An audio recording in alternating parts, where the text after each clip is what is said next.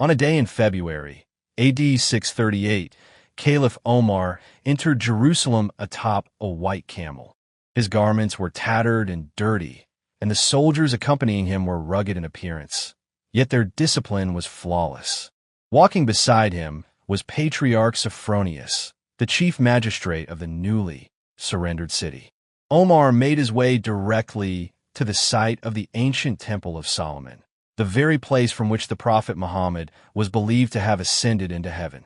As Sophronius observed him standing there, he recalled the words of Christ and whispered through tears, "Behold the abomination of desolation, spoken of by Daniel the prophet." Afterward, the Caliph requested to visit the Christian holy sites. The Patriarch led him to the Church of the Holy Sepulchre and guided him through its sacred spaces. While they were still inside, the time for Muslim prayer approached. Omar asked where he might lay down his prayer rug. Sophronius urged him to remain where he stood, but Omar chose instead to step out onto the porch of the Martyrion. He explained that he feared his devout followers might later lay claim to any place in which he had prayed. His caution proved justified. This arrangement followed the conditions set for Jerusalem's surrender. The Prophet Muhammad had declared that while pagans must choose between conversion and death, the people of the book were permitted to maintain their places of worship and practice their faith freely. However, they were not allowed to build new houses of worship, bear arms, or ride horses. They also had to pay a special head tax, the jizya. Sophronius had likely hoped for no better outcome when he ventured out on a donkey under a guarantee of safe conduct to meet Omar on the Mount of Olives, refusing to surrender the city to anyone of lesser rank. Jerusalem had endured a siege lasting over a year. The Arabs, untrained in siege tactics and lacking proper equipment, had failed to breach the city's newly restored defenses. But inside the walls, supplies were dwindling, and no help was expected. The surrounding lands were under Arab control, and town after town in Syria and Palestine had already capitulated. No Christian army remained within reach except the garrison at Caesarea, which held on with the aid of the imperial fleet. Beyond the usual surrender terms, Sophronius secured only a promise that imperial officials in the city could leave safely with their families and belongings, retreating to the coast at Caesarea. This marked the final public act of the Patriarch. From his youth, traveling among Eastern monasteries with his companion John Moschus to collect the sayings and stories of the saints for the spiritual meadow, to his reluctant acceptance of the bishopric of Jerusalem under an emperor whose policies he opposed, Sophronius remained a tireless opponent of heresy and divisive nationalism. He had strived to prevent the fragmentation of the empire. Yet, despite being known as the honey-tongued defender of the faith, his efforts ultimately failed. The Arab conquest was a bitter confirmation of this defeat. A few short weeks later, Sophronius died, his heart broken. No human intervention could have prevented the unrest that erupted in Rome's eastern provinces.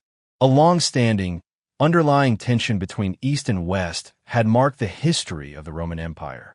Although the West triumphed at Actium, it was the East that eventually gained the upper hand over its victors.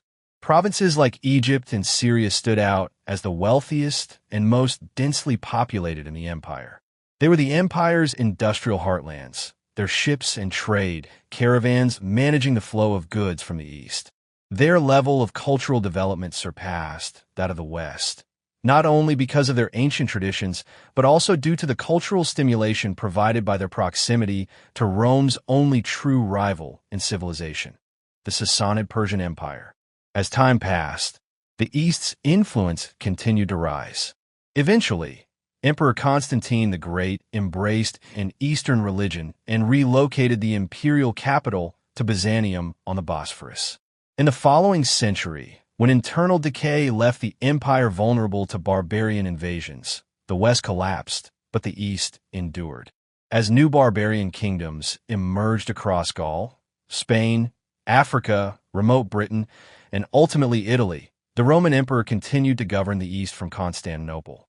Historically, the Roman administration had rarely been popular in Egypt and Syria. However, resentment toward the government in Constantinople grew even more intense.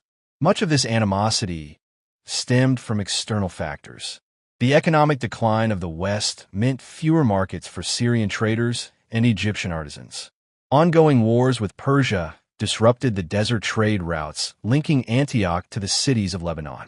Soon after, the collapse of the Abyssinian kingdom and turmoil in Arabia severed Red Sea trade routes once dominated by Egyptian sailors and caravan leaders from Petra, Transjordan, and southern Palestine.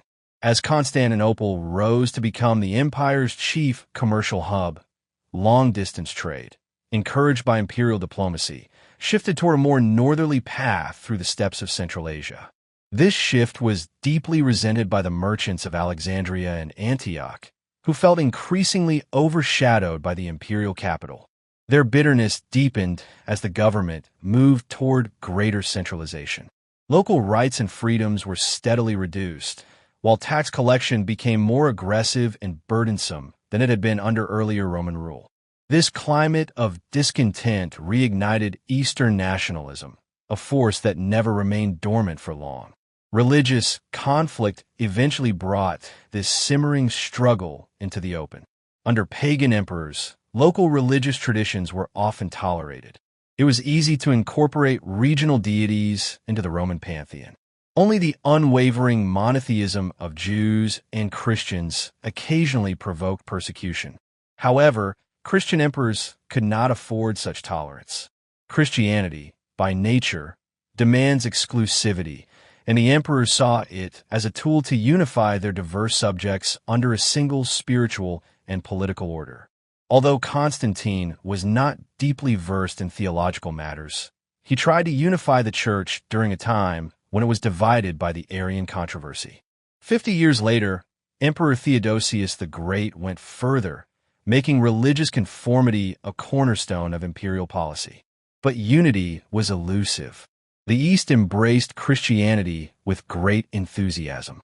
Greek intellectual traditions brought a love of intricate theological debate, while Hellenized Easterners added a passionate fervor that often turned into intolerance and fanaticism. The central issue in these disputes was the nature of Christ. While theological in nature, these arguments captivated the general public, who treated religious debate as a favorite pastime, second only to the spectacles of the circus. There were deeper social tensions at play as well. Many ordinary Syrians and Egyptians preferred a simpler form of worship and were repelled by the elaborate ceremonies of the Orthodox Church, which they viewed as excessive, especially in light of their growing poverty. Furthermore, they saw the Orthodox clergy as representatives of the imperial authority in Constantinople. Even among the upper clergy, resentment festered.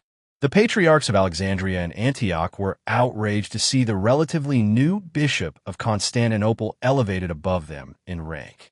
Given this volatile mix of cultural resentment, economic hardship, centralized oppression, and ecclesiastical rivalry, it was perhaps inevitable that religious dissent would arise. And when it did, it took on the character of a nationalist and divisive movement. Arianism quickly faded in the East, surviving only in Abyssinia, but the theological disputes of the 5th century proved to be far more enduring. Early in that century, Nestorius, a Syrian-born patriarch of Constantinople, introduced a doctrine that placed excessive emphasis on the human nature of Christ.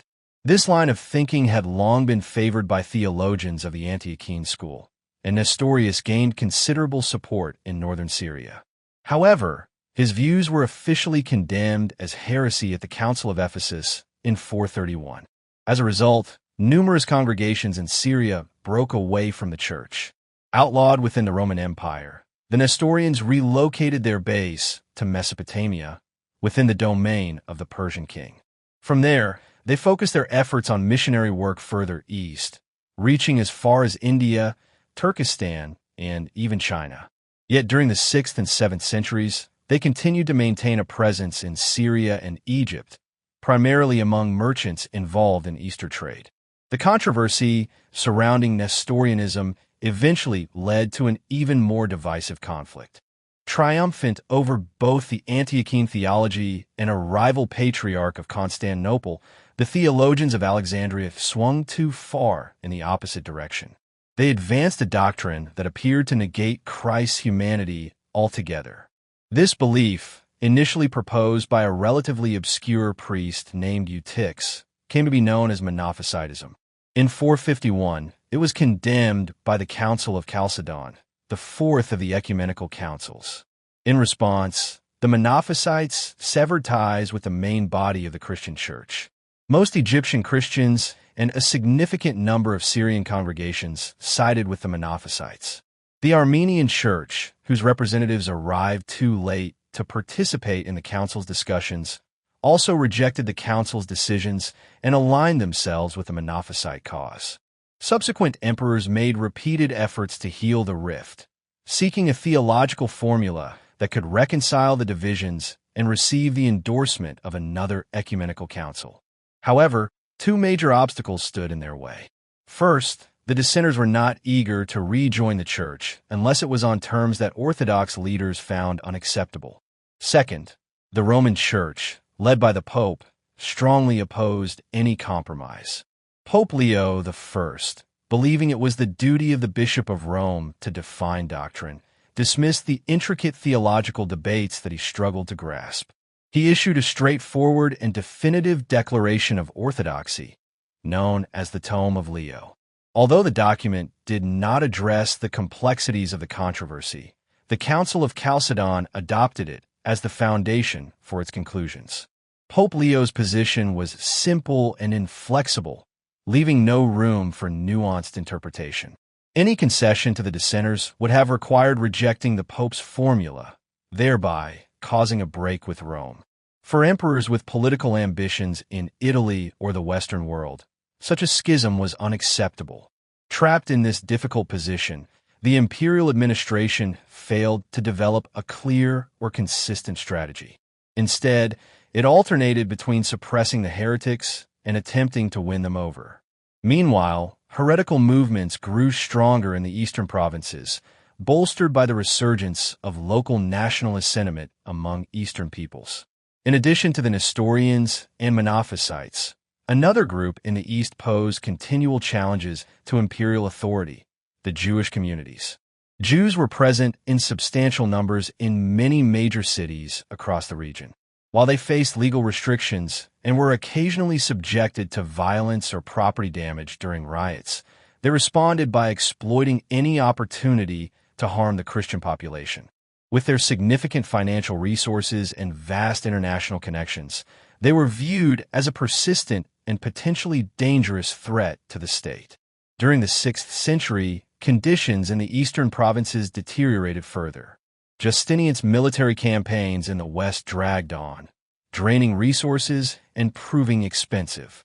These conflicts complicated his religious agenda and brought heavier taxes upon the east, without offering any tangible benefits in return. Syria was particularly hard hit. Along with bearing increased fiscal pressure, it endured a string of devastating Persian raids and a series of catastrophic earthquakes.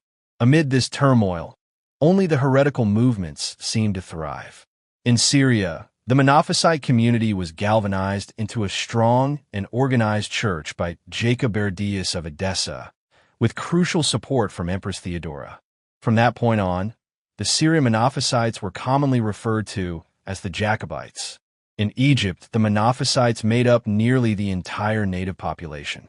Meanwhile, the Nestorians, who were firmly established beyond the Persian border and expanding rapidly eastward, solidified their influence even within the empire.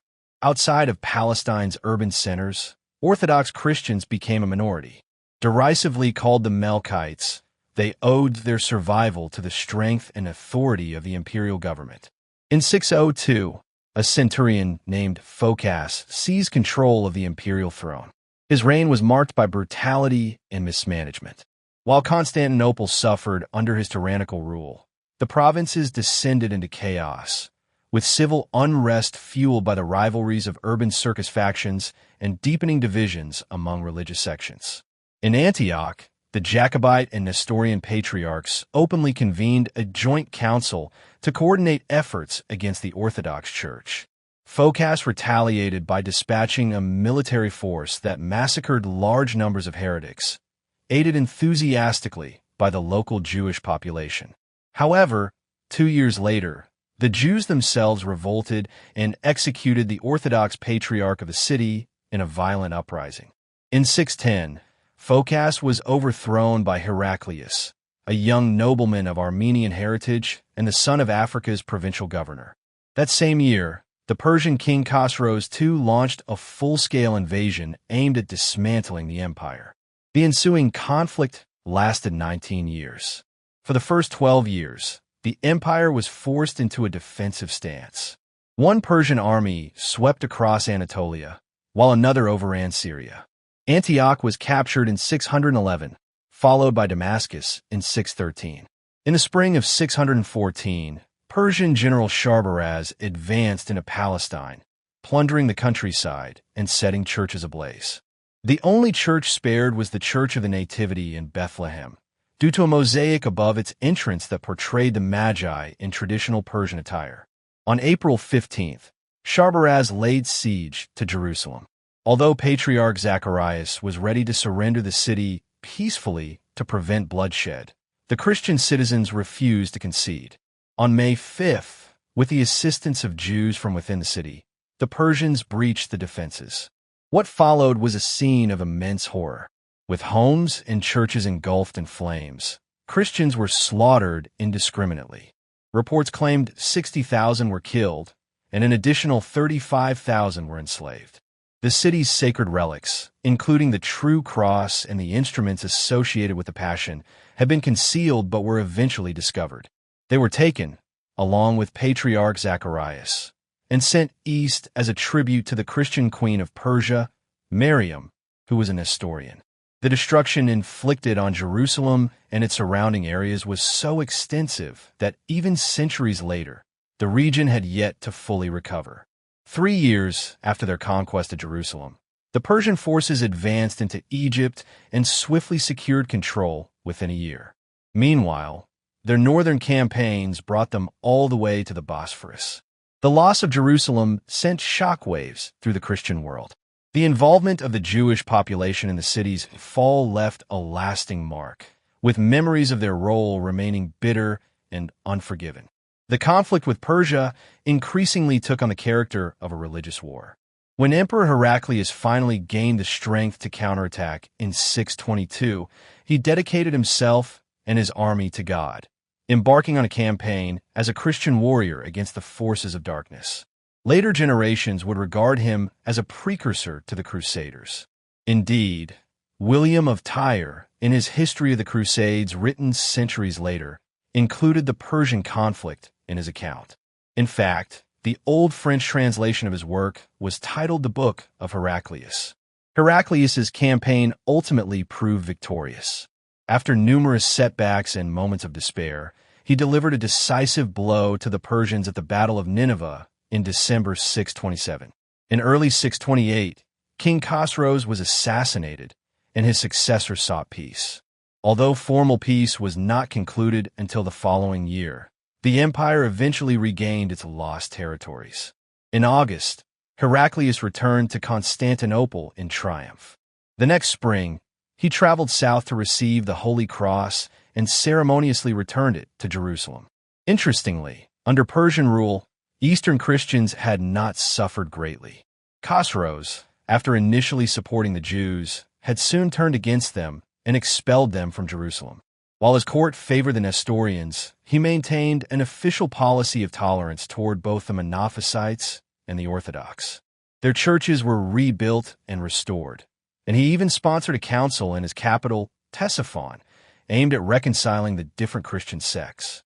However, the restoration of imperial authority soon revealed its bias toward the Orthodox Church. Once the initial joy of liberation faded, Syrians and Egyptians saw little benefit. Heraclius had inherited a bankrupt state and had funded his wars with significant loans from the church. The spoils from Persia were insufficient to repay this debt. As a result, heavy taxation resumed, with local populations once again watching their wealth flow into the hands of the Orthodox hierarchy. Heraclius's religious policies further alienated many. Although he harbored no deep-seated hostility toward Jews, his attitude, changed after learning of their involvement in the Persian invasions. Influenced perhaps by an old prophecy about a circumcised people bringing ruin to the empire, he ordered the forced baptism of all Jews within imperial territory. He also urged Western rulers to do the same. While the decree was largely unenforceable, it inspired Christian zealots to commit violent acts against Jewish communities, intensifying Jewish resentment of imperial authority. The emperor then turned his attention to theological reconciliation. Patriarch Sergius of Constantinople, himself of Syrian Monophysite origin, developed a doctrine intended to bridge the divide between Monophysites and Orthodox believers. With Heraclius's backing, this new doctrine was promoted across the empire following the end of the Persian War. Despite support from the Patriarch and the cautious endorsement of Pope Honorius, it gained little traction. The Monophysite leadership rejected it outright, and many Orthodox believers, led by spiritual figures such as Maximus the Confessor in Constantinople and Sophronius in the East, also opposed it. Heraclius, driven more by zeal than prudence, attempted to impose the doctrine universally. Aside from imperial courtiers and small groups of Armenians and Lebanese Christians, his efforts found little support. In response to the growing rejection, Heraclius revised the doctrine. His ekthesis, issued in 638, presented the idea of monothelitism, which likewise failed to gain acceptance. This theological episode, unresolved until the Sixth Ecumenical Council in 680, only deepened the division and confusion that plagued the Christian communities of the East. In 629, while Heraclius was in Constantinople receiving congratulatory delegations from distant lands like France and India, a letter is said to have reached him from an Arabian tribal leader. This man proclaimed himself as a prophet of God and urged the emperor to embrace his new faith. Similar messages were reportedly sent to the rulers of Persia, Abyssinia, and the governor of Egypt. However, this account is likely legendary. It is doubtful that Heraclius at that time had any real awareness of the momentous changes unfolding across the Arabian Peninsula. At the dawn of the 7th century, Arabia was home to numerous independent and often unruly tribes. The region was steeped in idolatry, with each locality worshipping its own deities. The most revered of all shrines was the Kaaba in Mecca, the leading trading hub. Yet idolatry was already declining. Missionaries representing Judaism, Christianity, and Zoroastrianism had been active in the region for some time. Zoroastrian influence had made headway only in areas under Persian political control, particularly in the northeast and later in the south. Jewish communities thrived in many Arabian towns, especially Medina, and had converted a number of Arabs. Christianity had the widest reach. Orthodox Christian communities existed in Sinai and Patria, while the Nestorians, like the Zoroastrians, were mostly found in regions protected by Persia. The Monophysites had established congregations all along the caravan trade routes, extending down into Yemen and Hadramaut. Significant desert-edge tribes, such as the Banu Ghassan and the Banu Taghlib, were entirely Monophysite. Arab merchants, who frequently traveled to cities in Syria, Palestine, and Iraq, had many opportunities to observe the great religions of the neighboring civilizations. Within Arabia itself, there also persisted an ancient tradition of monotheism known as Hanif. At the same time, there was a growing pressure for expansion. The Arabian Peninsula's meager resources, which had become even more strained after the collapse of the Himyarite irrigation systems, could no longer support its growing population. Historically, desert peoples had often spilled over into neighboring fertile lands. It was in this setting that Muhammad's extraordinary leadership emerged. Born in the sacred city of Mecca, he belonged to the prominent Quraysh clan, though his own family was of modest standing. He had traveled widely, gaining exposure to other cultures and religions, and took a particular interest in Monophysite Christianity. However, he struggled to accept the doctrine of the Trinity, favoring instead the pure monotheism found in the Hanif tradition.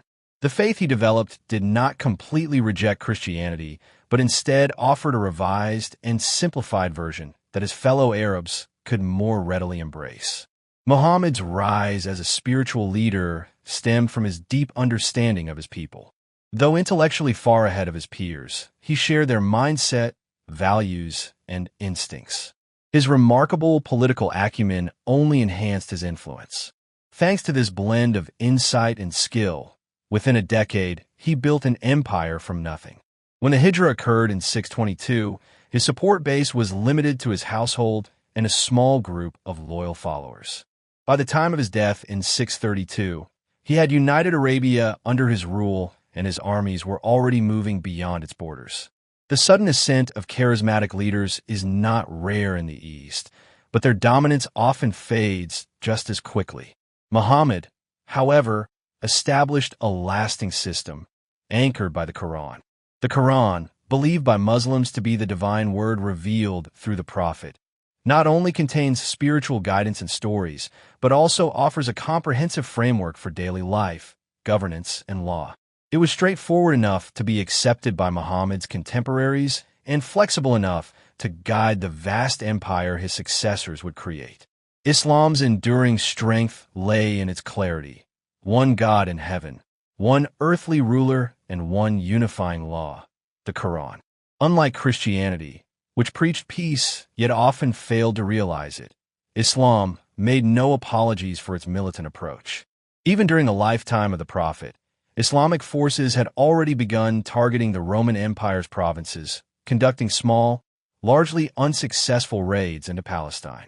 With the rise of Muhammad's successor, Abu Bakr, a clearer strategy of expansion began to emerge. The Arabian Peninsula was fully brought under control, marked by the removal of Persian influence from Bahrain. An Arab force advanced through Patria along the caravan routes leading to southern Palestine, where they defeated the regional governor, Sergius, near the Dead Sea. They proceeded to capture Gaza after a brief siege. While the local population was treated with leniency, the garrison's soldiers became the first Christian victims of the Islamic sword. In 634, Abu Bakr was succeeded by Omar, who carried on the mission of territorial expansion. At the same time, Emperor Heraclius, still residing in northern Syria, began to understand the gravity of the Arab incursions. However, the empire was suffering from a severe shortage of manpower. The wars against Persia had drained its resources, and many military units had been disbanded afterward to reduce costs. The empire was gripped by a widespread sense of fatigue and despair, a common aftermath for both victors and vanquished following a prolonged and bitter conflict. Despite these challenges, Heraclius dispatched his brother Theodore, leading the troops from the Syrian province, to stabilize the situation in Palestine. Theodore confronted the two principal Arab armies at a place called Gabbatha, southwest of Jerusalem, where he was soundly defeated. With southern Palestine secured, the Arabs moved north along the trade route running east of the Jordan River toward Damascus and the Orontes Valley. Cities like Tiberias, Baalbek, and Homs surrendered without resistance, and Damascus fell after a short siege in August 635. Now deeply concerned, Heraclius managed with difficulty to send two additional armies southward. One force, composed of Armenian troops under Prince Vahan and a significant contingent of Christian Arabs, led by a sheikh from the Banu Ghassan, was dispatched alongside another under the command of Theodore Tritherius, composed of a mix of imperial forces. Upon hearing of their advance, the Muslims temporarily withdrew from the Orontes Valley and Damascus, retreating toward the Jordan River. Tritherius engaged the Muslim forces at Jabiya in the Horan region, but was defeated. Nevertheless, he managed to hold a defensive position near the Yarmouk River, just southeast of the Sea of Galilee, awaiting reinforcements from Vahan's army. On August 20th, 636, during a fierce sandstorm, the decisive confrontation unfolded. Although the Christian forces outnumbered their opponents, they were strategically outflanked. In a dramatic turn during the battle, the Ghassanid leader and 12,000 Christian Arab soldiers defected to the Muslim side.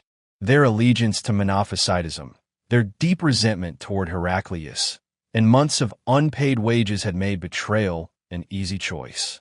This act of treachery sealed the fate of the conflict. The Muslim forces achieved a resounding victory. Both Tritherius and Vahan fell in battle, along with nearly all their troops. With this defeat, Palestine and Syria were left exposed to the advancing Muslim armies. When news of the devastating battle reached Heraclius in Antioch, he was overwhelmed by despair. He believed that divine punishment had come upon him for marrying his niece, Martina. Lacking both troops and funds to defend the province any further, he performed a solemn prayer service in Antioch's cathedral. Afterwards, he departed by sea for Constantinople, weeping as he left the coast and bidding a sorrowful farewell to Syria. The Arab forces rapidly swept through the region. Heterodox Christian groups offered little to no resistance, and the Jewish communities actively supported the invaders, even guiding them. Only the major cities of Caesarea and Jerusalem, along with the fortresses of Pella and Dara near the Persian frontier, organized any significant defense. In Jerusalem, upon hearing of the Arab victory at Yarmouk, Sophronius repaired the city's fortifications. As the enemy approached Jericho, he gathered the sacred relics of Christ and sent them under cover of night to the coast. Bound for Constantinople, determined that they would not fall into Muslim hands once more. Jerusalem endured a siege lasting over a year. Caesarea and Dara held out until 639, though by that time they had become isolated outposts. Antioch, the principal city of the East, had fallen the previous year, and nearly the entire region was now under Muslim control. Meanwhile, the Arabs had brought about the downfall of Rome's ancient rival, Persia. Their victory at the Battle of Qadisiyah in 637 secured their hold on Iraq, and a subsequent triumph at Navan the following year gave them control of the Iranian plateau. Yazdijerd III, the final Sassanid king, fled to Khorasan, where he remained until 651. By then, Arab forces had reached his eastern borders, extending as far as the Oxus River and the mountains of Afghanistan. In December 639, the Muslim general Amr led a force of 4,000 men into Egypt.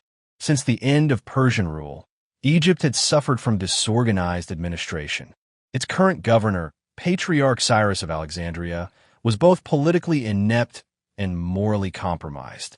A convert from Nestorianism, Cyrus was a staunch supporter of the emperor's monothelite doctrine, which he sought to impose on the resistant Copts. His rule was so deeply resented that Amr had little difficulty in finding local collaborators. In early 640, after a 2-month siege, Amr captured the key frontier fortress of Pelusium, where he was reinforced by additional troops from the Caliph. He then advanced to Babylon, Old Cairo, where Roman forces were concentrated. A confrontation at Heliopolis in August 640 forced the Romans to retreat into Babylon's fortified citadel, which held out until April 641. Meanwhile, Arab forces had taken control of Upper Egypt. Following Babylon's fall, Amr moved through the Fayyum, facing no resistance as the governor and garrison fled, and then proceeded toward Alexandria. By that time, Cyrus had been recalled to Constantinople, accused of having negotiated secretly with Amr. After Heraclius's death in February, his widow, Empress Regent Martina, found herself too politically vulnerable to organize a defense of Egypt. Cyrus was sent back with instructions to negotiate peace. In November, he met with Amr at Babylon and signed the treaty surrendering Alexandria. However, the political tides soon shifted. Martina was overthrown, and the new government disavowed both Cyrus and the agreement. Amr had already broken terms by launching campaigns into the Pentapolis and Tripolitania. Despite these complications, it was becoming increasingly clear that Alexandria could not be defended, with the rest of Egypt already under Arab control. The city surrendered in November 642. Yet hope briefly revived in 644 when news arrived that Amr had fallen out of favor and been recalled to Medina. A new imperial army was dispatched by sea from Constantinople, swiftly retaking Alexandria in early 645. The force then advanced toward Fustat, the new city founded by Amr near Babylon. But Amr returned to Egypt, defeating the imperial troops near Fustat. Their commander, the Armenian Manuel, retreated to Alexandria. disheartened by the complete apathy of the local Christian population, who showed no interest in the Roman effort to reclaim the province. He made no attempt to defend the city and instead sailed back to Constantinople. The Coptic Patriarch Benjamin subsequently handed Alexandria over to Omar. Egypt was permanently lost. By the year 700, Roman control in North Africa had collapsed under Arab conquest. Just over a decade later, they entered Spain. By 717, the Muslim empire stretched from the Pyrenees in the west to central India in the east, and its warriors were already laying siege to the walls of Constantinople. The Eastern Christians accepted the rule of their non-Christian overlords without much resistance.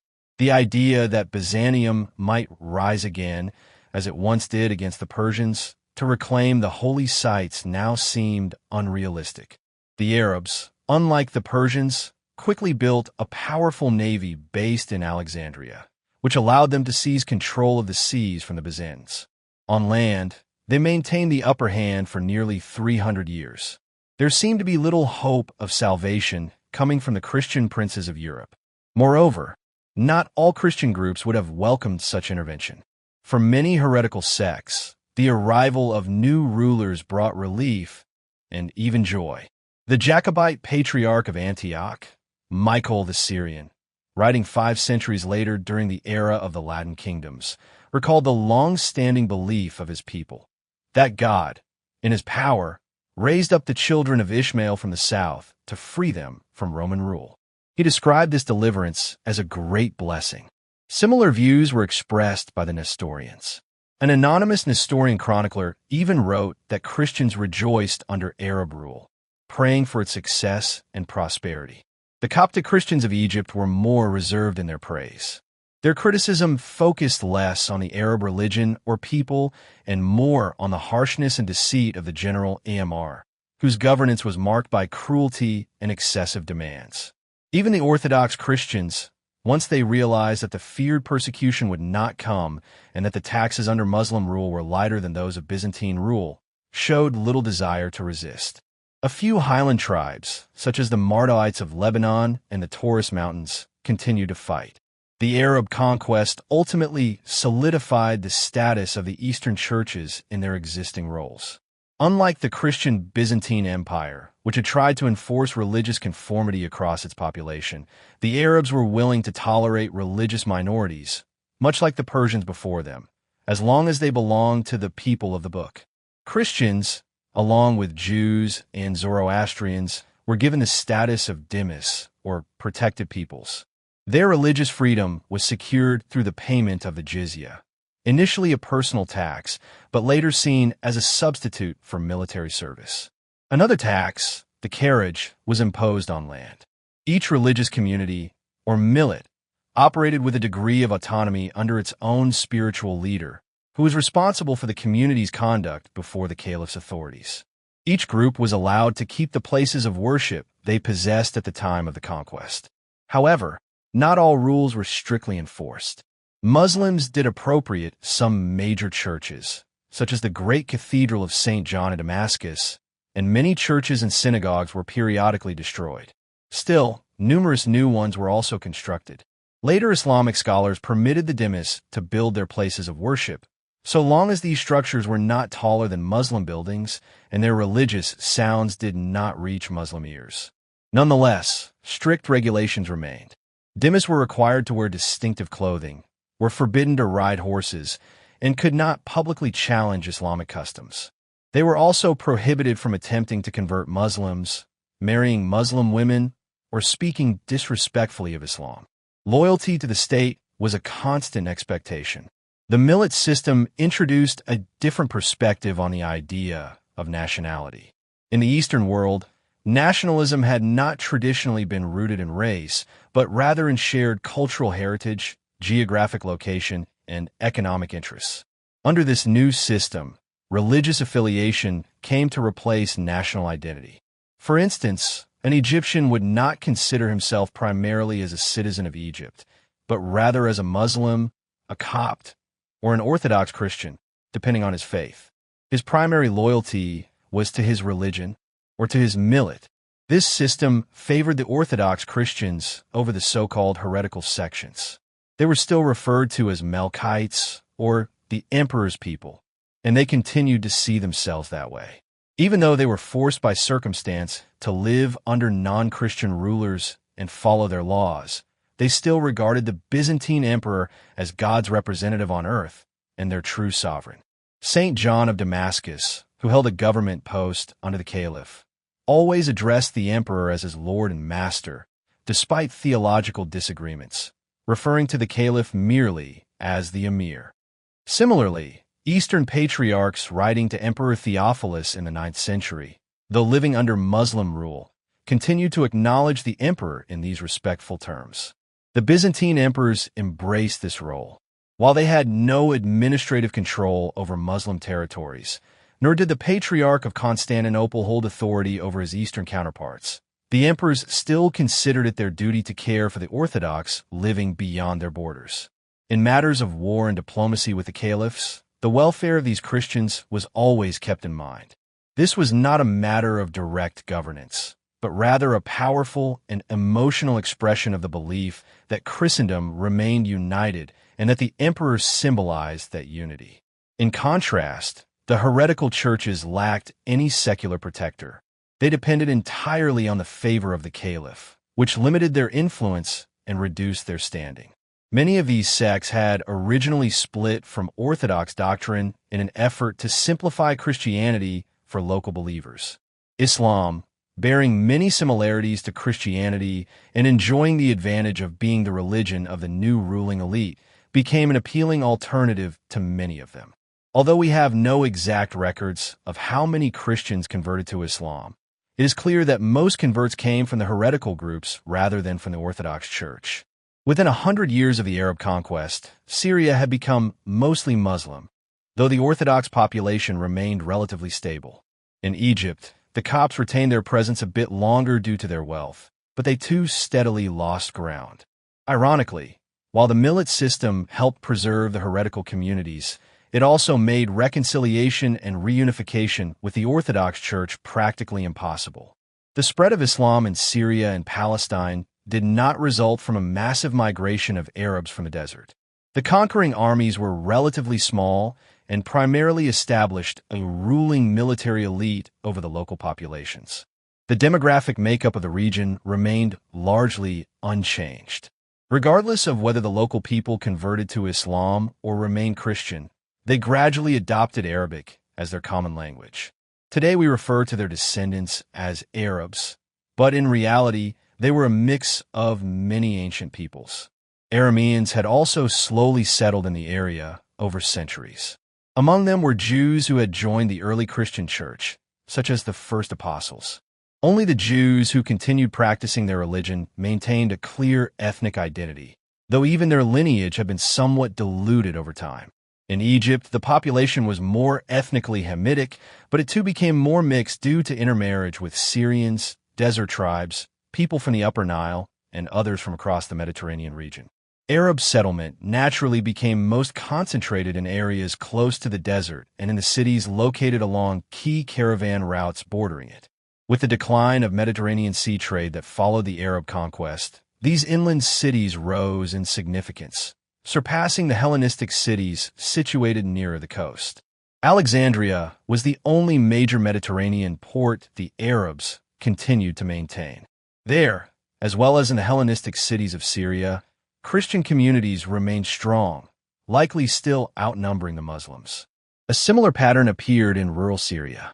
The inland plains and valleys increasingly embraced Islam, while the region between the Lebanon mountains and the coast remained largely Christian, with various sects present. In Egypt, the religious divide took a different form. The rural population, or fellahin, gradually converted to Islam, whereas the urban centers stayed predominantly Christian. In Palestine, religious distribution was less consistent. Much of the countryside became Muslim, but numerous villages continued practicing Christianity. Important Christian towns, such as Nazareth and Bethlehem, remained almost entirely Christian, and in Jerusalem Christians still made up the majority. Most Palestinian Christians belonged to the Orthodox millet. In addition to them, there were also significant Jewish communities in Jerusalem and in smaller towns like Safed and Tiberias. Ramla, the newly established administrative capital, became the chief Muslim center. This general demographic arrangement in Syria, Palestine, and Egypt persisted for the next 4 centuries. Muawiyah, the 5th caliph from the Umayyad dynasty, had formerly served as governor of Syria. After becoming caliph in 660 CE, he established Damascus as his capital, where his descendants would rule for nearly 100 years. This period marked an era of prosperity for Syria and Palestine. The Umayyad caliphs, with only a few exceptions, were notable for their competence and relatively broad-minded tolerance. With the caliph's court based in the region, good governance was ensured, commerce flourished, and local culture was actively supported. The culture they found and fostered was primarily Hellenistic Christian, shaped by influences commonly associated with Byzantium. Greek-speaking Christians held positions in the civil administration, and for many years, government records were kept in Greek. Christian artists and craftsmen were employed by the caliphs. A prominent architectural achievement from this period is the Dome of the Rock in Jerusalem, completed under Caliph Abdul Malik in 691. It stands as the most distinguished example of the rotunda style from Byzantine architecture. The mosaics adorning it rank among the finest works of Byzantine art. Debate remains as to whether these mosaics were created entirely by local artisans or with assistance from craftsmen and materials brought in from Byzantium by Walid. The mosaics were designed in strict accordance with Islamic rules forbidding the depiction of living beings. However, in their private countryside retreats, such as the desert hunting lodge of Qasr al-Amra beyond the Jordan, the Umayyads allowed frescoes featuring human figures, including nude forms. In essence, their reign did not halt the development of the Near East Hellenistic cultural tradition. Instead, it supported its last and most refined expression before it faded away. For a time, Christians had little reason to resent the rise of Islam. Apart from occasional episodes of persecution and some degrading restrictions, they generally fared better under Muslim rule than they had under the Christian emperors. Law and order were more consistently maintained, commerce thrived, and taxes were significantly lighter. Furthermore, for much of the 8th century, the reigning Christian emperor was an iconoclast. In such a context, devout believers often found greater religious freedom and peace under Muslim rulers. However, this favorable period did not last. The decline of the Umayyad dynasty and the internal conflicts that eventually brought the Abbasids to power in Baghdad in 750 plunged Syria and Palestine into disorder. Local governors, driven by greed and lacking oversight, seized Christian churches and forced congregations to buy them back. Periods of religious fanaticism followed, with waves of persecution and coerced conversions. Although Abbasid rule eventually restored order, a significant shift had occurred. The relocation of the capital to distant Baghdad weakened central control over the provinces. While caravan trade remained active, the absence of a major nearby market reduced economic vitality in the region. The Abbasids, unlike their Umayyad predecessors, adhered more strictly to Islamic principles and were generally less tolerant of Christian subjects. Although they too relied on older cultural traditions, these were rooted in Persian, not Hellenistic, heritage. The Abbasid capital stood in what had once been Sassanid territory, and Persians came to dominate many positions of power. Persian styles influenced both artistic expression and everyday life at the court. As under the Umayyads, Christians were still employed in administrative roles, but now they were mostly Nestorians whose cultural and theological orientation leaned eastward rather than westward. The Abbasids showed a keen interest in intellectual pursuits, often greater than that of the Umayyads. Nestorian scholars played a key role in translating Greek philosophical and scientific texts, and even scholars from Byzantium were invited to teach in Baghdad. Nonetheless, this engagement with Greek knowledge was relatively shallow. The core of Abbasid civilization remained grounded in the traditions of Mesopotamia and Iran. The only place in the Islamic world where Hellenistic culture truly survived was in Muslim Spain, where the exiled Umayyads had taken refuge. Despite these changes, Christians under Abbasid rule were not without comfort. Muslim writers like Al-Jaiz in the 9th century sometimes attacked them harshly, but primarily because of their wealth, confidence, and occasional disregard for legal restrictions placed upon them. The Patriarch of Jerusalem, writing to the Patriarch of Constantinople around the same time, remarked that the Muslim rulers are just and do us no wrong, nor show us any violence. This sense of fairness and self-restraint was often genuine. In the 10th century, for example, when Arab forces were struggling in their wars against Byzantium and Christian communities were attacked by angry mobs for allegedly supporting the enemy, the Caliph would ensure reparations were made for the losses they suffered. His actions were likely motivated in part by the resurgence of Byzantine power, especially as the Christian emperor now governed Muslim subjects of his own. The Orthodox churches, backed by foreign influence, continued to enjoy a relatively privileged status.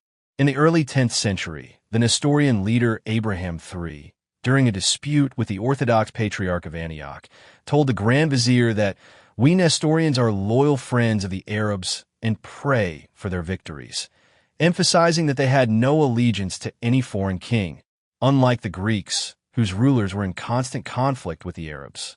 Nonetheless, it was a gift of 2,000 gold coins, more than any argument, that ultimately secured his victory in the dispute. The only Christian group consistently subjected to hostility were those of pure Arab descent. Those among them who refused to convert to Islam were forced to flee across the border and seek asylum in the Byzantine Empire. Christian migration into territories controlled by the Byzantine Emperor remained steady, and Muslim authorities did not attempt to stop it. There was never a consistent effort to prevent Christians inside and outside the Caliphate from maintaining close ties, even during times of war. Throughout much of the Abbasid era, the Byzantine Emperor lacked the strength to offer meaningful support to his fellow Christians. The failed Arab siege of Constantinople in 718 secured the survival of the Byzantine Empire, but it would take another 2 centuries before Byzantium could seriously counterattack the Arabs. Meanwhile, Eastern Orthodox Christians found a new ally in the emerging Carolingian Empire during the 8th century. As Charlemagne began expressing concern for the Christian holy sites, his involvement was warmly welcomed. The Abbasid Caliph Harun al-Rashid, eager to gain an ally against Byzantium, encouraged Charlemagne's efforts to establish religious institutions in Jerusalem and to send charitable gifts to the churches there. For a time, Charlemagne was seen as the protector of Orthodox Christians in Palestine, taking over a role once held by the Byzantine emperor. In gratitude, local Christians honored him with gifts and signs of respect. However, this support faded as Charlemagne's empire crumbled under his heirs and the Byzantine Empire experienced a revival. Frankish involvement in the region quickly diminished and was largely forgotten, apart from a few lingering traces, such as the Gust houses Charlemagne had established, the Latin services held in the Church of St. Mary of the Latins, and the Latin nuns who served at the Church of the Holy Sepulchre.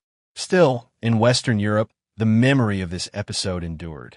Over time, stories and legends inflated Charlemagne's role, with claims that he had established legal rights over the holy places or had even made a pilgrimage to Jerusalem.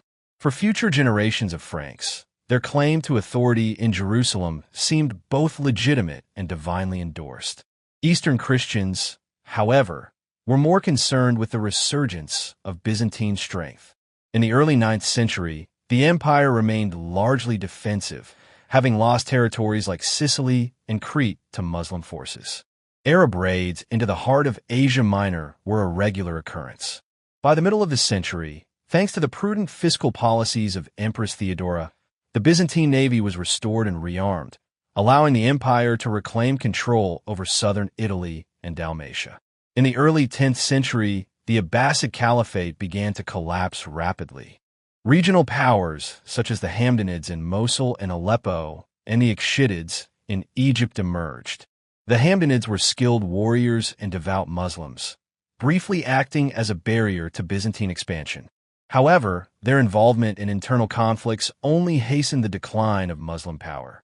Amid these struggles, the Ikhshitids took control of Palestine and southern Syria, creating an opening the Byzantines quickly exploited. Initially cautious, Byzantine advances soon accelerated. By 945, despite the military efforts of the Hamdanid ruler Sef al-Dawla, the Byzantine general John Kirkuas had recaptured territories in Upper Mesopotamia that had not seen a Christian army in over 300 years. Progress quickened after 960 when the renowned General Nicephorus Phocas assumed command of the imperial forces. In 961, he recaptured Crete. A year later, he launched a campaign on the Cilician frontier, capturing Anazarbus and Marash, Germanisha, effectively isolating Muslim-held Cilicia. In 963, Nicephorus focused on domestic matters, orchestrating a successful coup that brought him to the throne. Returning east in 964, he completed the conquest of Cilicia and dispatched a force to Cyprus, reasserting full Byzantine control over the island. In 966, he led a campaign along the Middle Euphrates to disrupt communication between Aleppo and Mosul. These victories stirred hope throughout the Christian East. The Patriarch of Jerusalem, John, sent a letter urging Nicephorus to advance into Palestine. However, this act of perceived betrayal enraged the Muslim population. In response, John was arrested and publicly executed by burning at the stake. John's optimism proved to be premature. During 967 and 968, Nicephorus was occupied with affairs along the empire's northern frontier. However, in 969, he led his forces southward into the core of Syria. Advancing through the Orontes Valley, he captured and plundered the major cities of Shazer, Hama, and Homs, eventually reaching the outskirts of Tripoli on the coast. As he made his way back north, he left behind a trail of destruction, setting fire to Tortosa, Jabala, and Laodike, while his commanders laid siege to Antioch and Aleppo. The historic city of Antioch fell in October, and Aleppo capitulated by the end of the year. In Antioch, where Christians likely outnumbered Muslims, the city was fully integrated into the Byzantine Empire.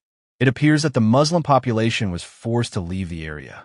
Aleppo, predominantly Muslim, was turned into a vassal state. The treaty with its ruler clearly marked the boundary between the new imperial territory and the tributary cities. The ruler of Aleppo would henceforth be appointed by the Byzantine emperor. The state was required to pay significant taxes directly to the imperial treasury, from which Christians were exempt. Imperial merchants and trade caravans were granted special rights and protections. These humiliating terms seemed to signal the nearing collapse of Muslim control in Syria. Before Aleppo surrendered, the Emperor Nicephorus was assassinated in Constantinople by his wife and her lover, his cousin John Tzimiskes.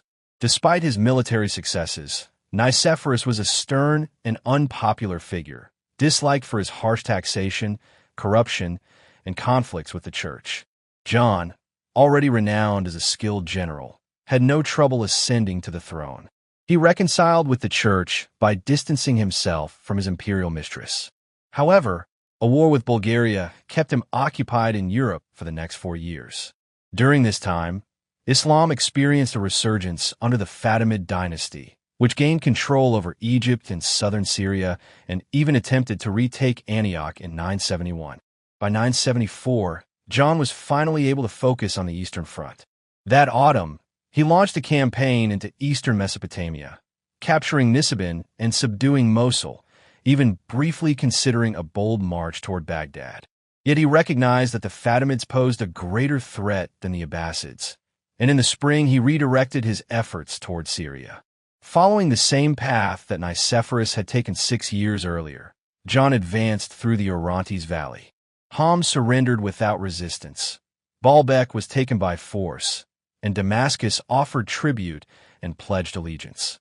Continuing into Galilee, he reached Tiberias and Nazareth before descending to the coast at Caesarea. Delegates from Jerusalem approached him, pleading for mercy to avoid a brutal sack. However, with many key Phoenician coastal cities still under enemy control behind him, John decided not to press onward to the Holy City. Instead, he moved northward capturing coastal towns one by one, with the exception of the heavily fortified port of Tripoli. As winter approached, the emperor had no choice but to suspend his campaign. On his return to Antioch, he secured and garrisoned the important mountain fortresses of Barzia and Sion in the Nozeri range. He then made his way back to Constantinople, but the campaign was never resumed. In January 976, he died suddenly. These conflicts had re-established the Christian Empire as a dominant force in the East. With the liberation of Eastern Christians appearing within reach, these wars began to take on the character of religious crusades. Previously, battles against Muslims were largely considered routine defensive actions for the protection of the empire and were regarded as part of everyday life. Occasionally, Christian prisoners might be forced by zealous Muslim victors to choose between renouncing their faith or facing death, and their martyrdoms were respectfully commemorated. In the eyes of the Byzantine public, dying in battle against Muslim forces carried no more spiritual merit than falling in combat against fellow Christians like the Bulgars. The Church made no distinction between the two. However, both Nicephorus and John declared that the conflict had now become a holy cause, for the honor of Christendom, for the redemption of the sacred sites, and for the downfall of Islam. Already during imperial celebrations of victories over the Saracens, hymns were sung praising God for triumphing over them. Nicephorus was particularly vocal about presenting his military campaigns as Christian missions, possibly in an attempt to offset his poor relationship with the Church. He tried to persuade the Patriarch to endorse a decree declaring soldiers who perished on the Eastern Front as martyrs. But the Eastern Church, firm in its beliefs, would not condone killing as an acceptable path to sainthood. Still, in the inflammatory message he sent to the Caliph before launching his 964 campaign, Nicephorus portrayed himself as a defender of Christianity and even threatened to march to Mecca to establish Christ's throne there. John Zimisces adopted similar rhetoric. In a letter recounting his 974 campaign to the Armenian king, he expressed a desire to liberate the Holy Sepulchre from Muslim desecration. He explained that he had spared the cities of Galilee from being looted due to their significance in Christian history. Reflecting on his inability to take Tripoli, he added that, had it not been for that setback, he would have continued on to Jerusalem to worship at its holy sites. Muslims, who had traditionally been more inclined to see warfare through a religious lens, had grown complacent. Alarmed by the Christian resurgence, they sought to reignite their own religious zeal. In 974, riots in Baghdad compelled the Caliph to declare a jihad, a holy war. It had appeared that the Holy Land might finally return to Christian rule. But the Orthodox Christians of Palestine would be disappointed.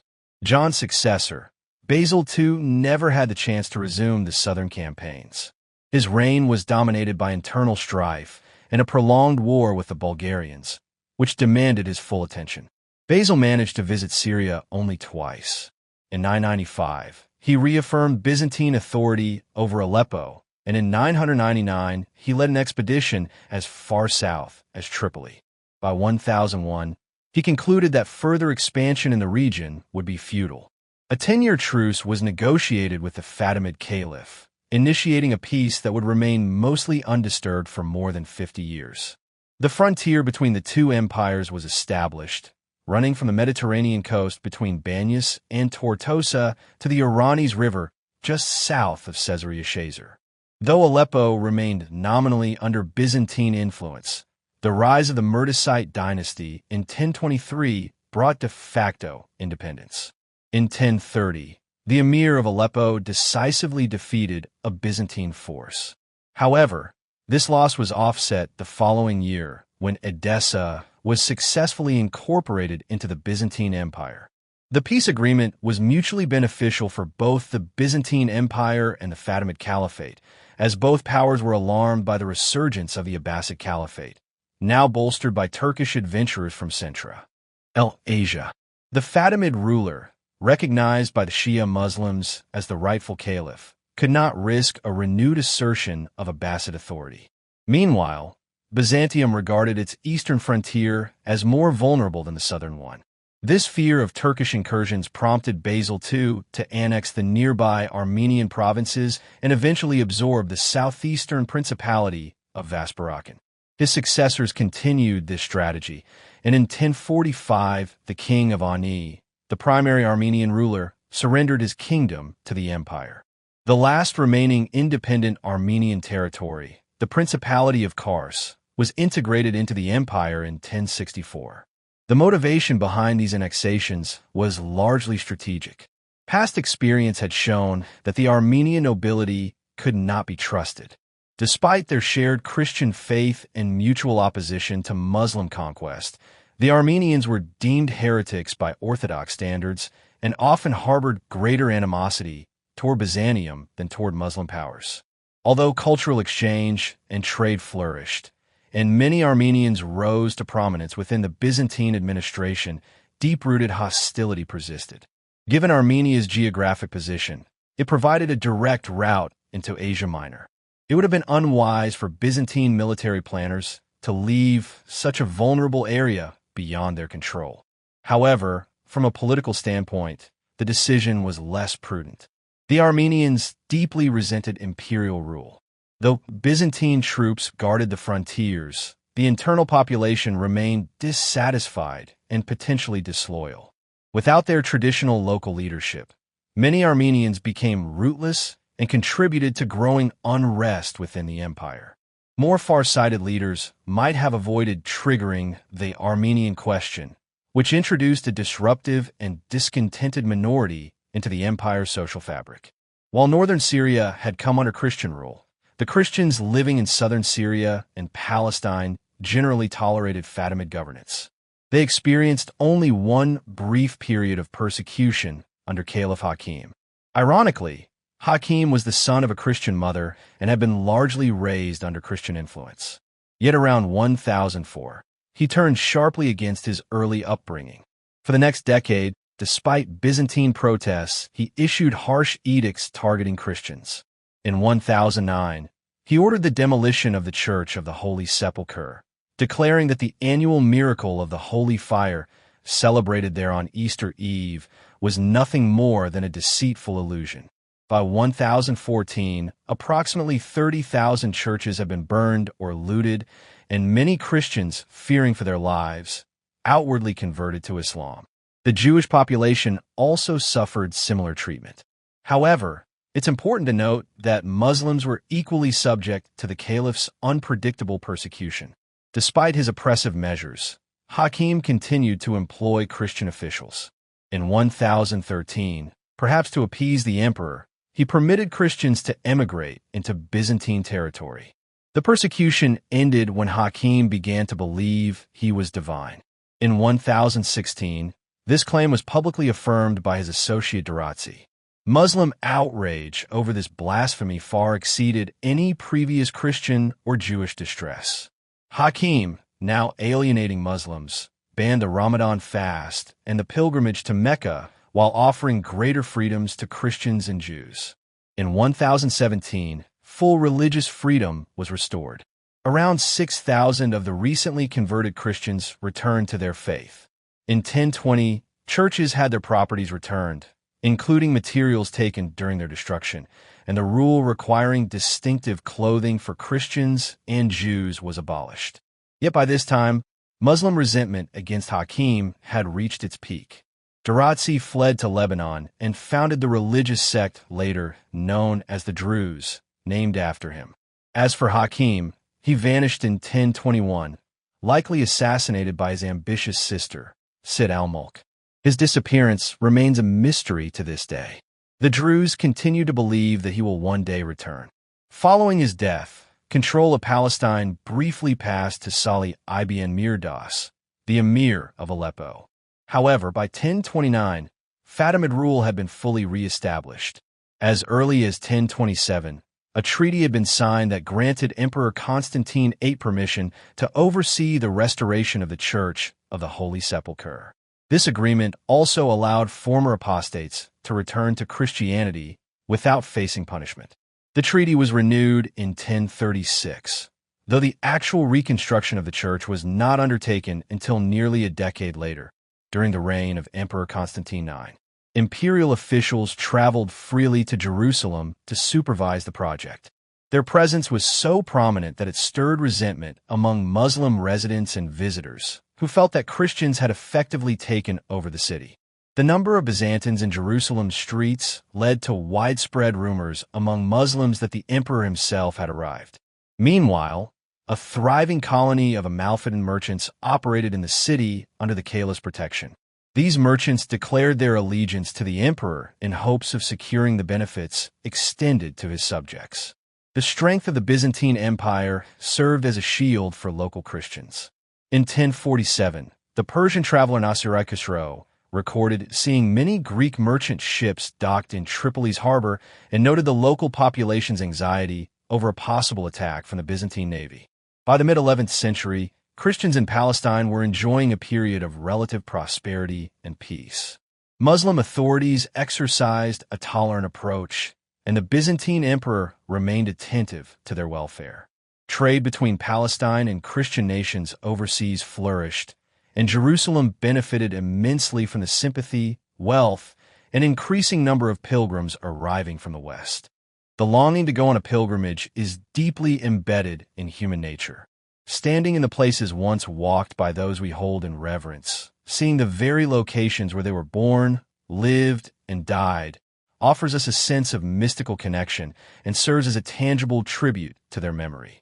If the great figures of history have sacred sites where admirers travel from afar to pay homage, then how much more eagerly do people journey to places believed to have been touched by the divine? In the earliest days of Christianity, pilgrimages were uncommon. Early Christian belief focused more on the divinity and universal presence of Christ than on his human life, and the Roman authorities were not inclined to support travel to Palestine. Jerusalem, destroyed by Titus, lay in ruins until it was rebuilt by Hadrian as the Roman city of Aelia.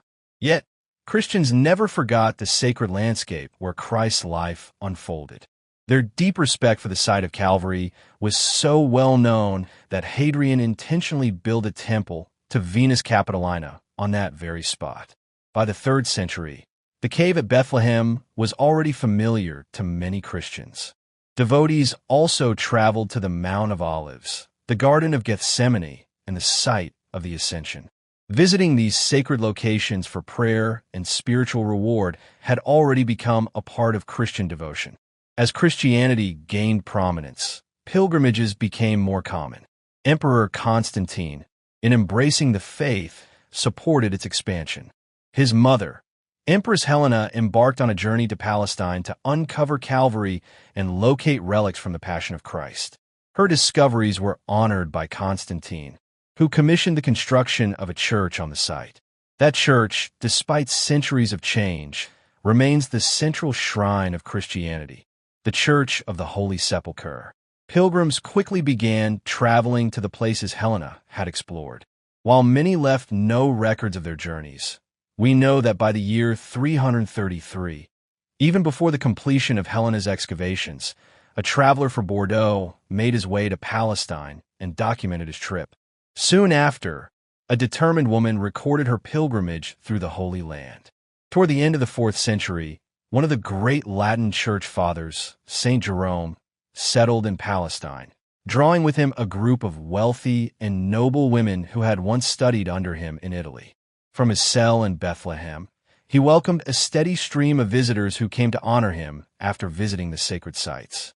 St. Augustine, one of the most spiritually profound Western fathers, viewed pilgrimages as unnecessary or even harmful. Many of the Eastern Greek fathers shared this opinion. St. Jerome, however, while not claiming that living in Jerusalem held any spiritual benefit, argued that praying where Christ once stood was an act of faith. His perspective proved more appealing to the broader public than Augustine's.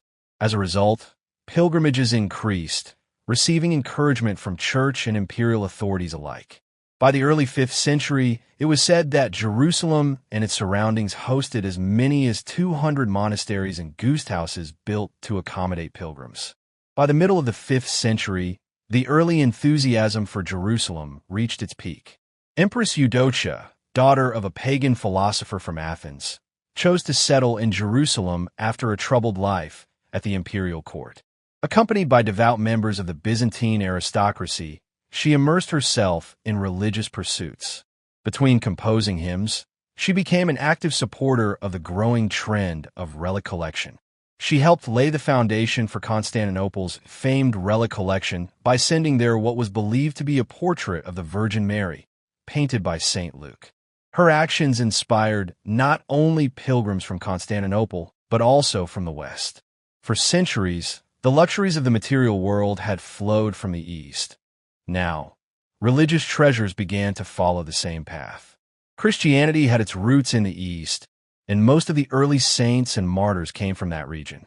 As devotion to saints became more widespread, influential voices like Prudentius and Ennodius preached that divine help could be found at saints' tombs, and that their remains were capable of working miracles. People began to travel great distances to see sacred relics. The most important relics remained in the East. Those of Christ stayed in Jerusalem until later moved to Constantinople, while most saints' relics stayed near their original homelands. Still, lesser relics gradually made their way to the West. Eventually, even small fragments of major relics were transported westward, followed by entire major relics themselves. This religious movement further drew the West's attention to the East. The people of Langres, proud owners of a finger of St. Mamas, were naturally drawn to visit his hometown of Caesarea in Cappadocia. The nuns at Chamaliers, who possessed the bones of St. Thecla, became personally invested in her birthplace at Isaurian Seleucia. When a woman from Orient returned from her journey with the thumb of St. John the Baptist, her peers were inspired to visit his body in Samaria and his head in Damascus. Entire diplomatic missions were sometimes dispatched in hopes of acquiring such treasures. Churches in the West were increasingly named after Eastern saints or sacred places like the Holy Sepulchre, and often a portion of their income was dedicated to supporting the original holy sites from which their names were drawn. This connection between East and West was supported by ongoing Mediterranean trade. Though commerce was gradually declining due to the economic weakening of the West and disruptions like the Vandal piracy that made sea travel dangerous, contact was still maintained. Religious divisions and unrest in the East also presented obstacles. Nevertheless, in the 6th century, many Western pilgrims continued to journey eastward aboard Greek or Syrian merchant vessels. These traders not only transported goods and passengers, but also carried religious stories and updates. Because of such exchanges, Western chroniclers like Gregory of Tours remained well informed about events in the East. One record even tells of a conversation between Saint Simeon Stylites and a Syrian merchant. In this exchange, Saint Simeon inquired about Saint Genevieve of Paris and sent her a personal greeting. Despite theological disputes and political tensions among church leaders, the relationship between Eastern and Western Christians during this time remained strong and full of goodwill. The period of early pilgrimages came to a close with the Arab conquests. Syrian merchants stopped visiting the coasts of France and Italy, bringing with them goods and news. Piracy once again became a threat in the Mediterranean, and the Muslim rulers of Palestine viewed Christian travelers with suspicion. The journey grew both costly and dangerous, and the Western Christian world had little wealth to spare. Still, contact was not completely severed. Christians in the West continued to feel a deep emotional and spiritual connection to the sacred sites of the East. In 682, when Pope Martin I was accused of maintaining friendly relations with Muslims, he justified his actions by saying he sought permission to send charitable donations to Jerusalem.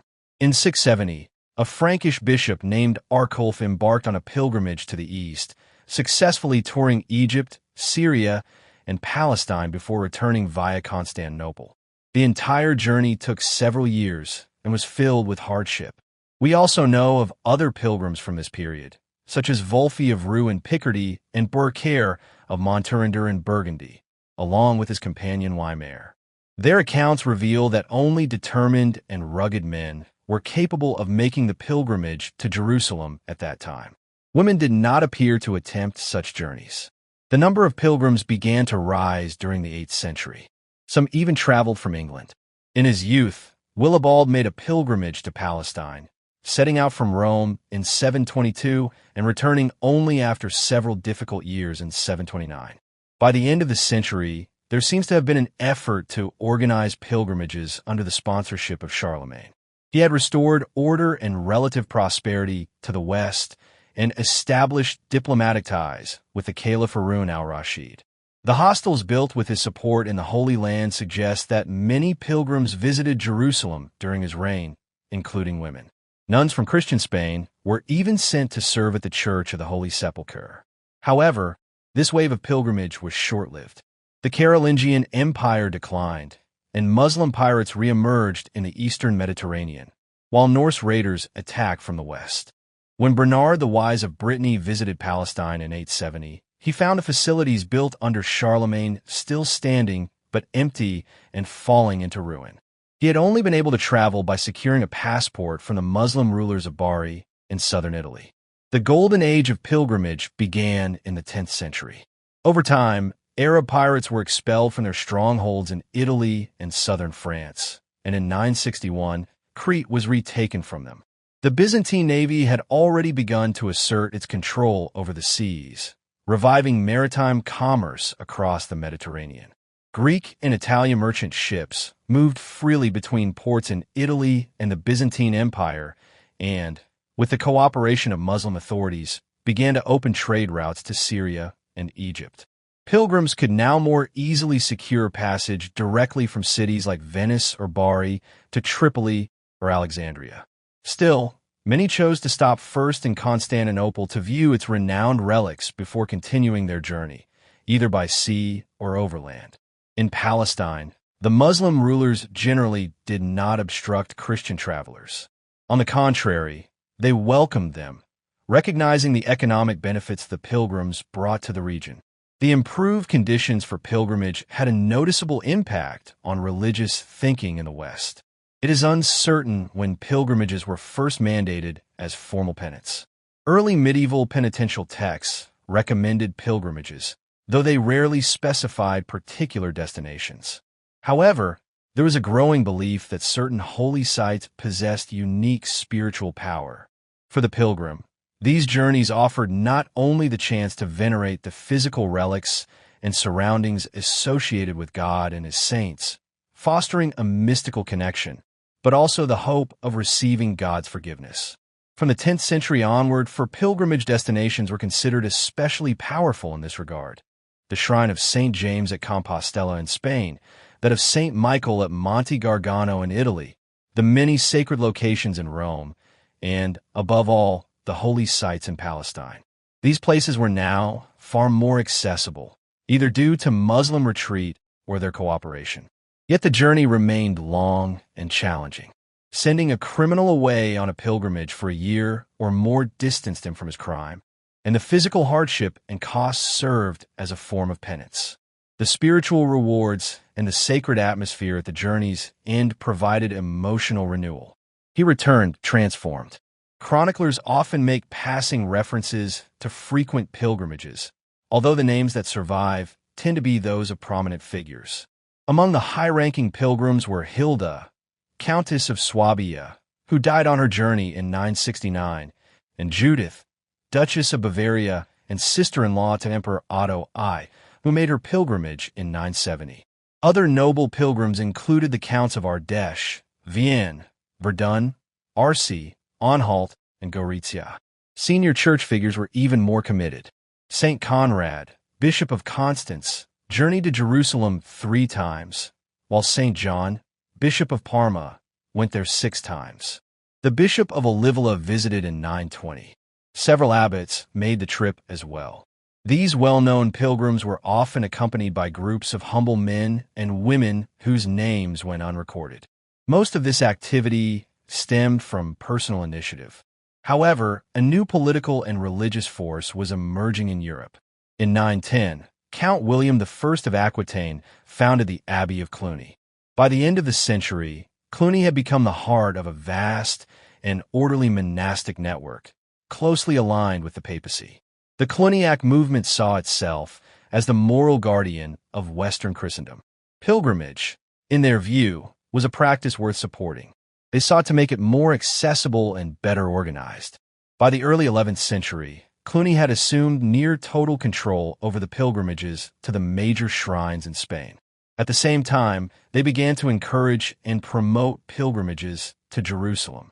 It was at their urging that the abbot of Stavelot traveled to the Holy Land in 990, followed by the Count of Verdun in 997. Cluny's growing influence is reflected in the large number of 11th century pilgrims from France and Lorraine. While there were still many German pilgrims, including the archbishops of Trier and Mainz and the Bishop of Bamberg, and a steady stream of English pilgrims, those from France and Lorraine became dominant.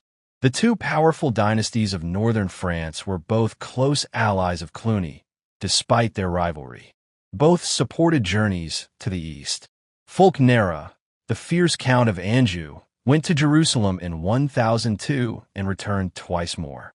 Duke Richard III of Normandy sent charitable gifts to the Holy Land, while Duke Robert personally led a massive pilgrimage there in 1035. These events were all faithfully recorded by the Cluniac historian, the monk Glaber. The Normans eagerly followed the example set by their dukes.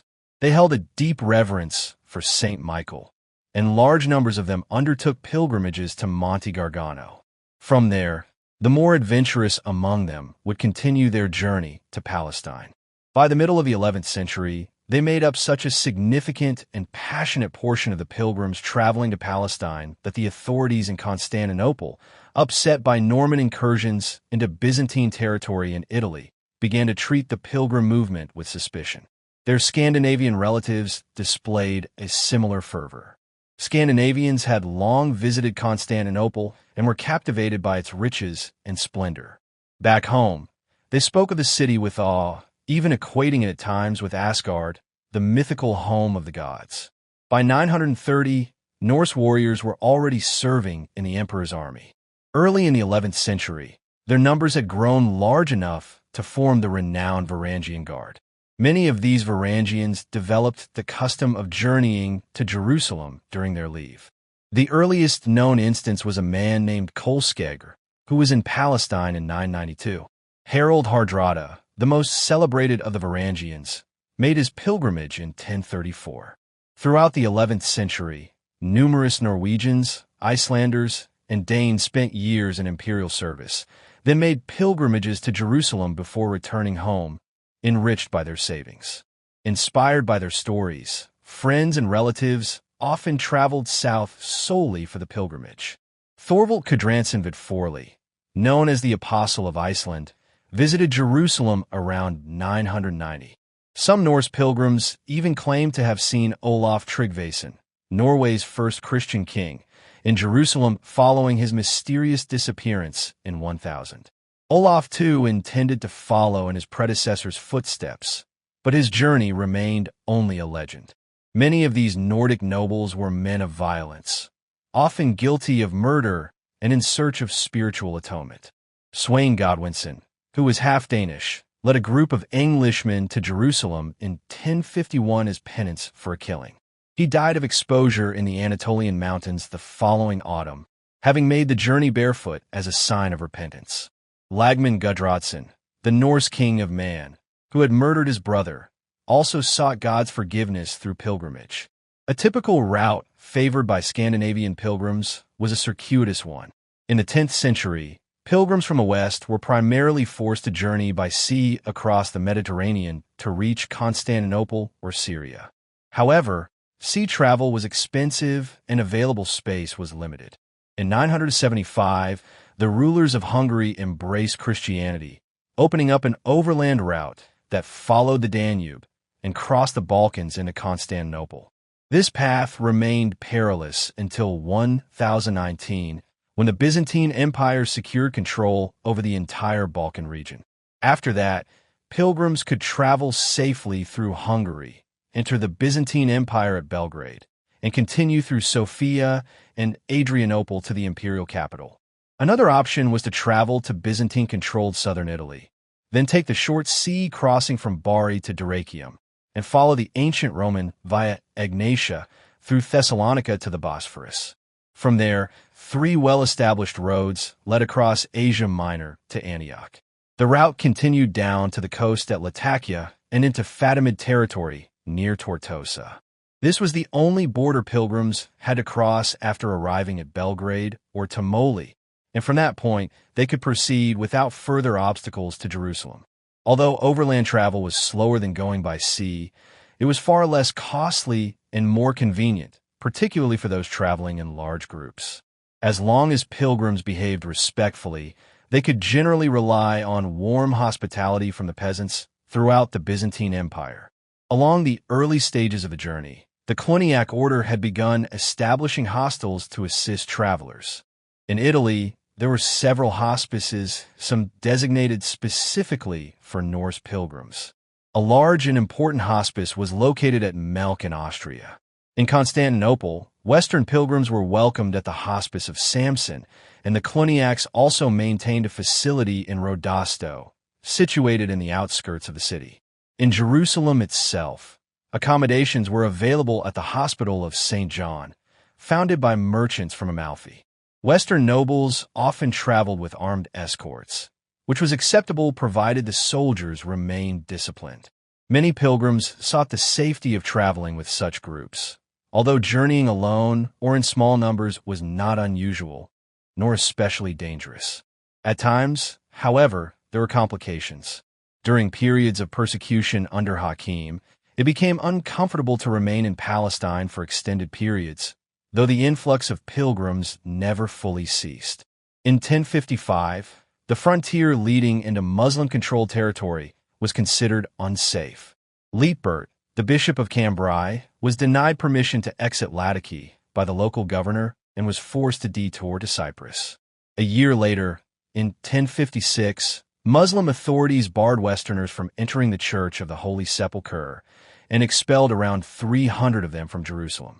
There were also incidents that caused offense within the Byzantine Empire. Both Emperor Basil II and his successor, Empress Theodora, incurred criticism for directing customs officials to impose taxes on pilgrims and their horses. In response, Pope Victor II wrote to the Empress in late 1056, urging her to revoke the decree. His letter implied that imperial tax collectors were even operating in Jerusalem itself.